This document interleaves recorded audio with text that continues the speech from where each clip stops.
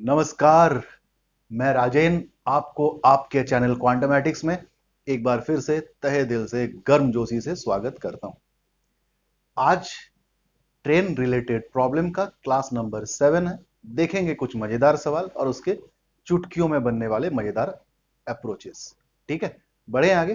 पहला सवाल आपके स्क्रीन के ऊपर सवाल है, देखो। The speed of two trains are in the ratio 3:4. They are going in opposite direction along parallel track. If each takes 3 seconds to cross a telegraph post, find the time taken by the train to cross each other completely. मैं data लिख रहा हूं, साथ ही साथ इसको translate करते चलूंगा। पहला बात, इस सवाल ने यह दे रखा है कि दोनों ट्रेन का जो स्पीड है वो 3:4 के रेशियो में है। They are going in opposite direction, वो दोनों ट्रेन, ये सपोज करिए ए है, ये सपोज करिए बी है, वो ऑपोजिट डायरेक्शन में चल रहे हैं। तो मान लेते हैं स्पीड को इसका 3 यूनिट पर सेकेंड और इसका भी 4 यूनिट पर सेकेंड। दूसरा बात क्या कह रहा है कि if they take 3 second to cross a telegraph post, तो इसको एक टेलीग्राफ पोस्ट को पार करने में 3 सेकेंड लग रहा है और इसको भी किसी टेलीग्राफ पोस्ट को पार करने में 3 ही सेकेंड लग रहा है। तो हम एक काम करते हैं, यूनिट को यहां पे उठा करके मीटर मान लेते हैं, क्या फर्क पड़ता है। बात समझ में आई? तो आप देखो, कहीं ना कहीं हम यहां से लेंथ ऑफ ट्रेन ए और length of train B unit में ही सही मगर निकाल सकते हैं। कैसे? आप समझो कि अगर ट्रेन ए को ही कंसीडर किया जाए तो इस पोल को पार करने में जो टाइम लगा है वो टाइम कैसे डिटरमाइन होता है मेरे भाई? तो आप जानते हो ट्रेन ए अपने लेंथ के बराबर का डिस्टेंस चलेगा और पोल का जो लेंथ है उसके बराबर चलेगा, तो पोल का लेंथ को हम नेग्लिजिबल मानते हैं, डिवाइडेड बाय स्पीड। तो ट्रेन का जो स्पीड है वो 3 मीटर पर सेकेंड है और आपने देखा कि ये टाइम भी 3 सेकेंड है, यानी कि length of train A is 3 × 3 यानी कि 9 मीटर। तो लेंथ ऑफ ट्रेन ए आ गया आपका 9 metre.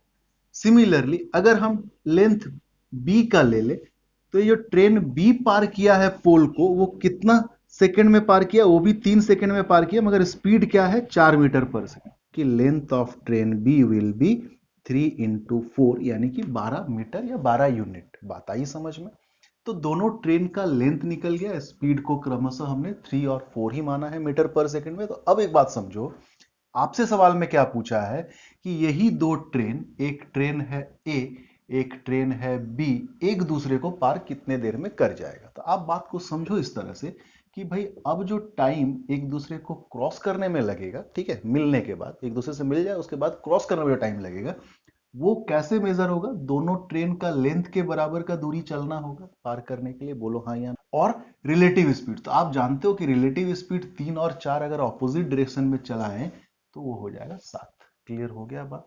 Length of train A और लेंथ ऑफ ट्रेन बी 9 + 12 यानी कि 21/7, यानी कि यहां भी 3 सेकेंड ही लगेगा। आई बात समझ में? एक दूसरे को क्रॉस करने में भी ये लोग 3 सेकेंड ही लेगा आंसर। बढ़े आगे, चलिए एक आध सवाल और उठाते हैं इस तरह का। ठीक है, आते हैं फटाफट आज के क्लास का सेकंड सवाल में। सेकंड सवाल मैं रीड कर रहा हूं, देखो। कह रहा था speed of two train are in the ratio 7:9। फटाफट से मैं लिखते भी चलता हूं साथ ही साथ। Speed of two train are in the ratio 7:9।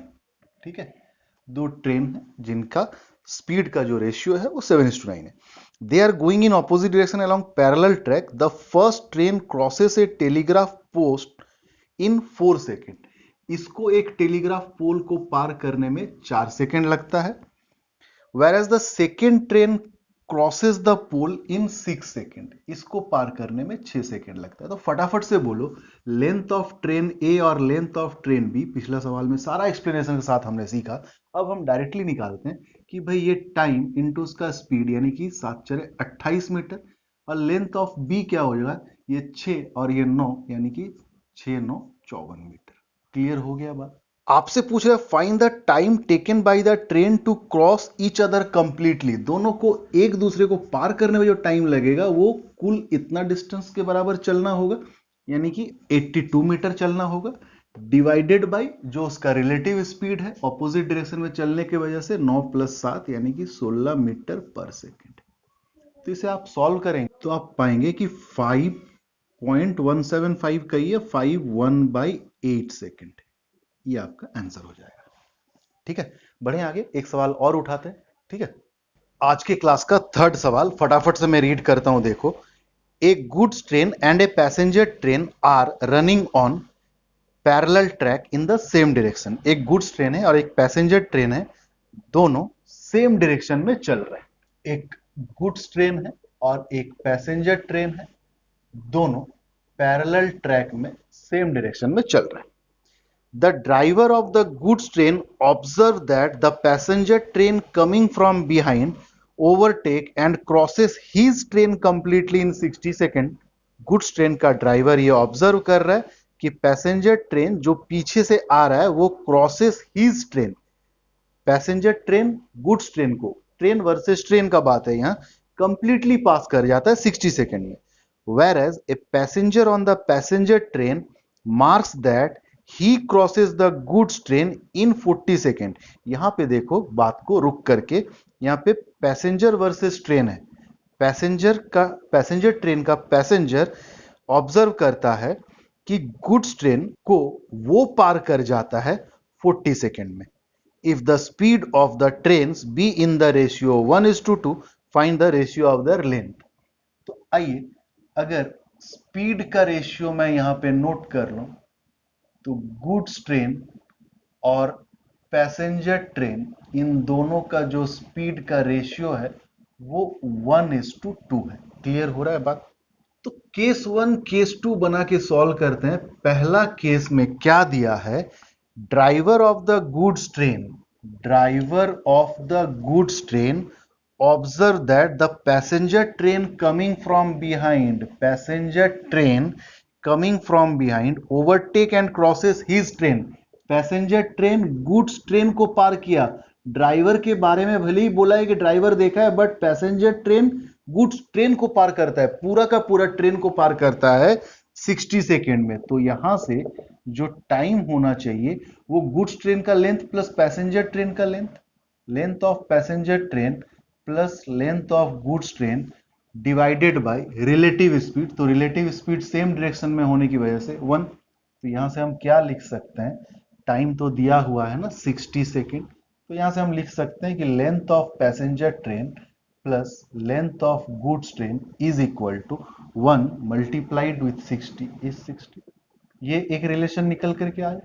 Second case में देखो क्या बोल रहा है, case 2, whereas a passenger on the passenger train, एक passenger on the passenger train marks that he crosses the goods train।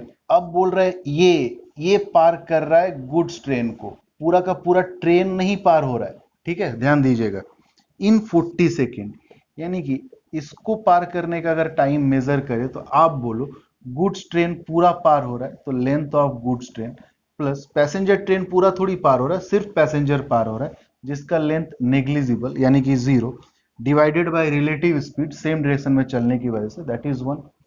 और ये टाइम दिया हुआ है कितना भाई, 40 सेकेंड। तो यहां से क्या निकल करके आएगा बोलो, length of the goods train कितना, 40। तो लाइक ये इक्वेशन 1 है, अगर ये इक्वेशन 2 है, अगर पैसेंजर ट्रेन का लेंथ और गुड्स ट्रेन का लेंथ का सम है 60 और सिर्फ गुड्स ट्रेन का लेंथ है 40, तो आप बोलो पैसेंजर ट्रेन का लेंथ कितना होगा, 20। क्लियर हो रहा है बात? आपसे पूछा है find the ratio of their length, यानी कि length of goods train is to length of passenger train. हम भी रिस्पेक्टिव ऑर्डर वही रखते हैं जो उसने दिया है। तो गुड्स ट्रेन का लेंथ कितना है बोलो, 40 इज टू पैसेंजर ट्रेन का 20, यानी कि रेशियो क्या निकल करके आएगा भाई, 2:1। Here is your answer. Clear हो रहा है बात? तो मिलते हैं बहुत जल्द इसके नेक्स्ट पार्ट में। तब तक के लिए tata, take care, thank you guys for your support, bye bye.